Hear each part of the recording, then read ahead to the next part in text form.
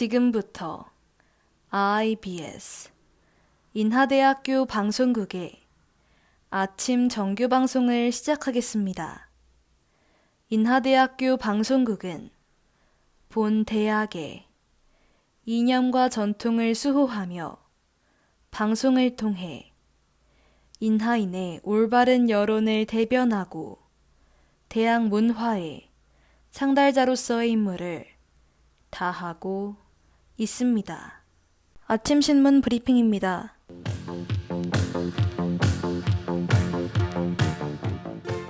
어제자 조선일보 헤드라인 기사입니다.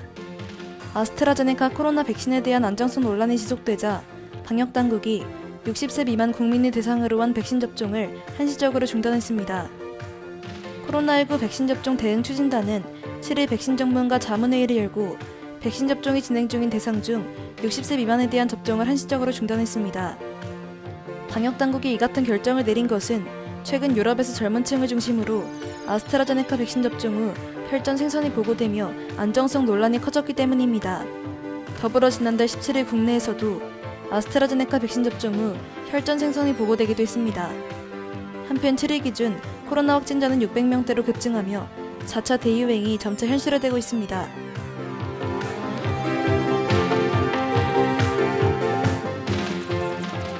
어제자 중앙일보 헤드라인 기사입니다. 4월 7일 재보선 선거에서 제1야당인 국민의힘이 압승을 거두며 내년 대선 정권 교체를 위한 교두보를 마련하게 됐다는 예측이 나오고 있습니다. 8일 0시 45분 기준 66.5%의 개표가 진행된 서울시장 보궐선거에선 오세훈 국민의힘 후보가 박영선 더불어민주당 후보를 17.4%포인트 차이로 앞섰습니다. 또한 93.1%의 개표가 진행된 부산시장 보궐선거에서도 박형준 국민의힘 후보가 김영춘 민주당 후보를 28.9%포인트 차이로 앞섰습니다. 아울러 서울 부산시장 외에 기초단체장과 광역의원, 기초의원 선거에서도 호남 등 일부 지역을 제외한 다수 지역에서 국민의힘 후보들이 표를 가져갔습니다. 이와 같은 선거 결과에 청와대 내부에서는 선거 패배 자체보다 예상보다 큰 득표율 차이에 심각성을 느끼고 있는 상황입니다.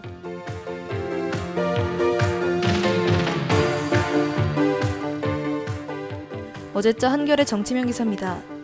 지난 7일 진행된 4월 7일 재보궐선거가 55.5%의 높은 전체 투표율을 기록했습니다. 중앙선거관리위원회는 이번 재보선 선거가 전체 선거인 1216만 1624명 중 674만 7956명이 참여해 전체 투표율 55.5%를 기록했다고 밝혔습니다.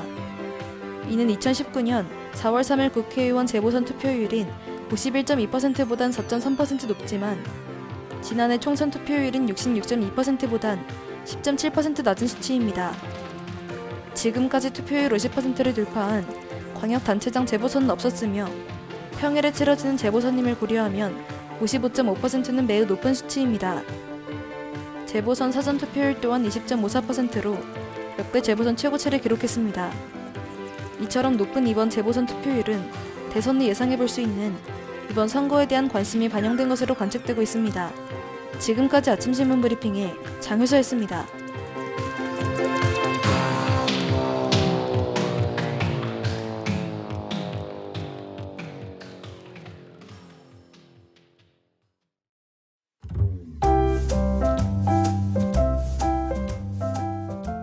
어니제이 젤린스키의 느리게 사는 즐거움엔 이런 말이 나와요. 우리가 아는 걱정거리의 40%는 절대 일어나지 않을 사건들, 30%는 이미 일어난 사건들, 22%는 사소한 사건들, 4%는 우리가 바꿀 수 없는 사건들에 관한 것이다. 나머지 4%만이 우리가 대처할 수 없는 진짜 사건이고, 다시 말해 96%의 걱정거리가 쓸데없는 것인 셈이죠. 혹시 평소에 걱정을 많이 하는 분들 계신가요? 저는 자기 전까지도 고민하며 하루에 수많은 걱정을 해왔는데요. 앞으로의 일에 대비하는 건 좋지만 부정적이고 극심한 걱정들은 저에게 마냥 좋지만은 않더라고요. 머리를 싸매고 며칠간 계속 걱정을 하면 문제가 해결되는 것도 아니죠. 어떤 문제에 대해 우리가 생각할 수 있는 시간은 10분도 안 된다고 해요. 무슨 걱정거리이던 그걸 종이에 적어본다면 틀림없이 서너 줄에 지나지 않을 거예요. 그리고 그 몇 줄 안 되는 문제에 대해 10분 안에 해답이 나오지 않으면 그건 우리의 능력에서 해결할 수 있는 고민이 아닐지도 몰라요. 고민과 걱정이 한가득 해결은커녕 스트레스만 더욱 쌓일 거예요. 고민은 10분 내로 해답이 나온다면 바로 실행에 옮기는 건 어떨까요?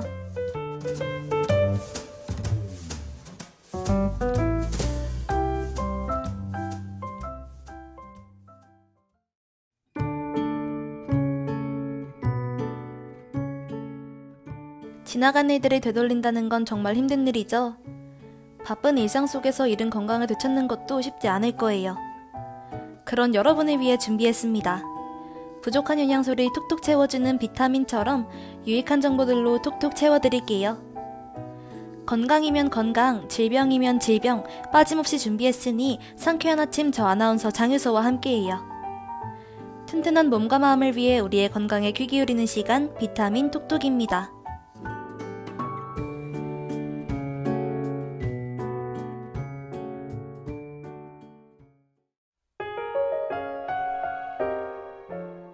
뚝뚝뚝. 여러분, 모두들 푹 자고 활기찬 아침을 시작하셨나요? 점점 중간고사 기간이 다가오는데요. 잔뜩 쌓인 할 일을 하기 위해 커피를 몇 잔씩 마시고 밤낮이 바뀌기도 하고 그러면서 자신의 건강에 신경 쓸 여유가 없으실 텐데요. 이럴 때일수록 체력이 부족하면 안 되겠죠? 그래서 준비했어요. 여러분이 알아두면 좋을 건강정보, 건강상식. 오늘 알려드릴 정보는 바로 장염과 관련된 내용입니다. 배가 살살 아프고 지속적인 설사를 하게 되고 화장실을 들락날락거리면서 이래도 지장이 가고 이렇게 며칠 동안 고생하며 삶의 질이 뚝뚝 떨어진 적 없으신가요? 남녀노소 할 것 없이 흔히 겪는 질환 중 하나인 장염. 본격적으로 알아보기 전에 태연의 갤럭시 듣고 올게요.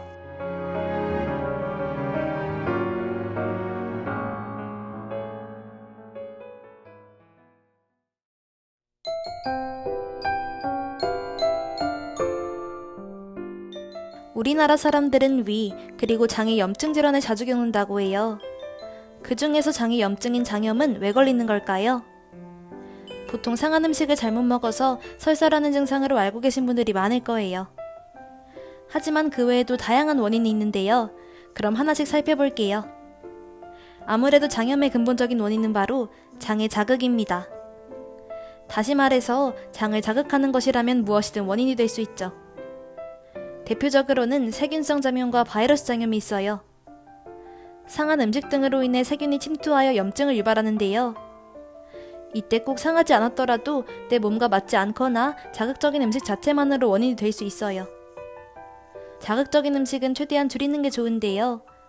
짜고 맵고 기름진 음식 말이죠. 또한 육류 비율이 높은 식습관 역시 장에 좋지 않은데요. 특히 육류를 많이 먹고 채소를 별로 먹지 않았다면 장에 큰 자극을 줄 수 있어요. 이러한 음식을 자주 즐기셨다면 채소 섭취량이 많은 분들에 비해 장염 발생률이 높습니다.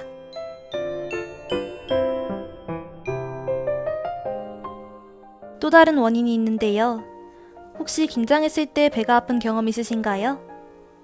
저는 중요한 시험을 보기 전에 항상 배가 아프고 설사를 해왔어요.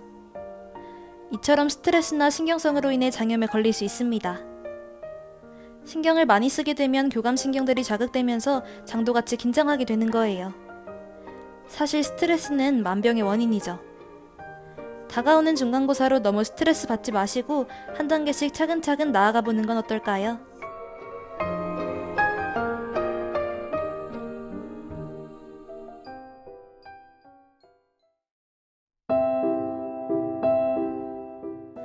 그럼 장염이 걸렸을 땐 주로 어떤 증상이 나타날까요? 장염의 대표적인 증상은 바로 지속적인 설사입니다. 예전에 심한 장염에 걸렸던 적이 있었어요. 배가 아주 난리가 났었는데요.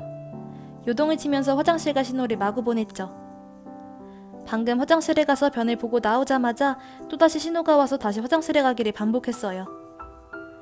이처럼 복통과 설사 외에도 평소에 복부가 팽만해지거나 가벼운 스트레스에도 복통이 생긴다면 장염을 의심해보는 것이 좋습니다. 사실 장염에는 특별한 치료 방법이 있는 건 아니에요. 병원에 가서 소화제, 설사약 등으로 증상을 어느 정도 호전시킬 수 있지만 대부분은 시간이 지나면서 자연스럽게 치유되죠.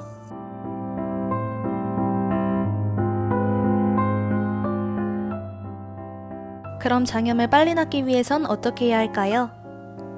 가장 중요한 건 수분을 섭취하는 것입니다. 설사와 구토로 인해 몸에 수분이 많이 빠져나간 상태라서 수분을 충분히 보충해야 하죠.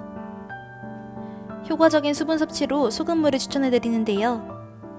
약 1리터 정도의 물에 소금 반 스푼 정도 타서 드시면 좋아요. 또한 배를 따뜻하게 해주면 장염을 빨리 나을 수 있습니다. 배가 따뜻해질수록 장 또한 따뜻해지면서 면역력이 높아지기 때문이에요. 면역력이 높아지면 당연히 염증이 호전되는 데 도움이 되겠죠. 그리고 자극적인 음식을 즐겨왔다면 식습관 개선은 필수예요. 평소 장에 좋은 음식으로 장염을 미리 예방하는 걸 권유드려요. 그럼 샤이니의 어텐션 듣고 온 뒤 장염에 좋은 음식부터 맛있는 레시피까지 알아볼게요.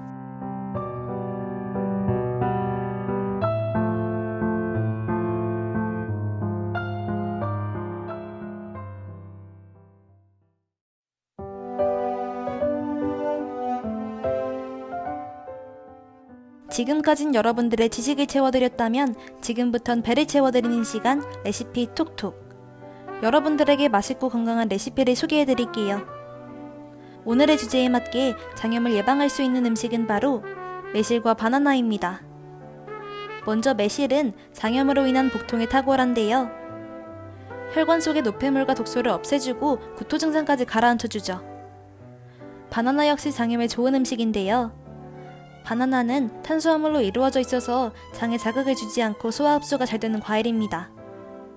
바나나가 함유하는 펙틴 성분은 설사나 변비를 개선시켜주기도 해요. 그래서 두 재료를 만들어 먹을 수 있는 초간단 레시피를 소개해드릴게요.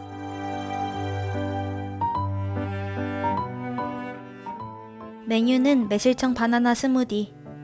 만들기 위한 재료로는 바나나 1개, 매실청 2큰술, 물 반컵입니다. 첫째, 바나나는 껍질을 벗겨 적당한 크기로 썰어주세요. 둘째, 믹서에 바나나, 매실청, 물을 넣고 잘 갈아주세요. 순식간에 뚝딱 완성됐죠? 장염에 좋은 재료 듬뿍 들어간 매실청 바나나 스무디 한 잔 추천해드릴게요. 다음 주도 여러분들의 건강한 몸과 마음을 위한 유익한 정보 가지고 찾아뵐게요. 존박의 내 생각 들으며 여기서 마치겠습니다. 매주 금요일 아침 비타민 톡톡 기대해주세요.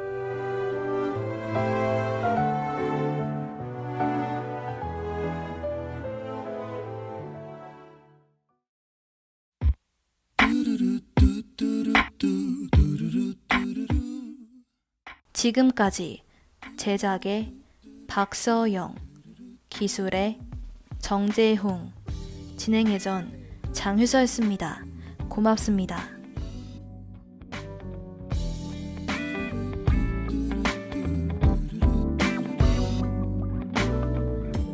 아침에 눈을 뜨면 네 생각이 나 창밖을 바라보다 네 생각이 나.